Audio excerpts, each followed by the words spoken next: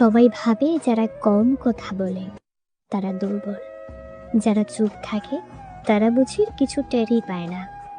আসলে নীরব মানুষেরাই সবচেয়ে গভীরভাবে বুঝে সবকিছু।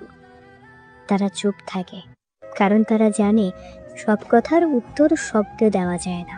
হ্যাঁ, সব কথার উত্তর শব্দে দেওয়া যায় না।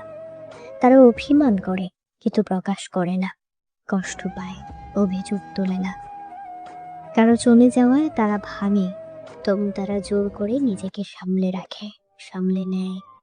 নীরব মানুষের হৃদয়ে থাকে এক সমুদ্র কথা, যেগুলো শুধু অনুভবে ওঠে, কথায় নয়।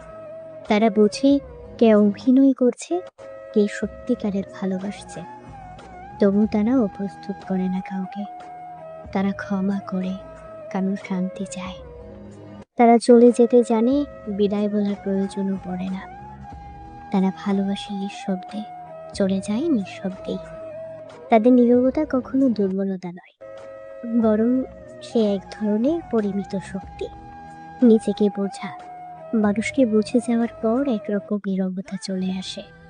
সবসময় যে চিৎকার করে কষ্ট দেখায়, সেই যে কষ্টে থাকে এরকম নয়। অনেক সময় সবচেয়ে শান্ত মুখটার ভিতরে লুকিয়ে থাকে এক যুদ্ধ। নীরব মানুষেরা সেই যুদ্ধ নিজের ভেতরেই চালিয়ে যায়। তারা জিতে না সবাইকে হারিয়ে, জিতে নিজেদের ধরে রেখে। তাই নীরবতাকে কখনো দুর্বলতা ভাববেন না, তাদের মধ্যে একটা পরিমিত শক্তি আছে।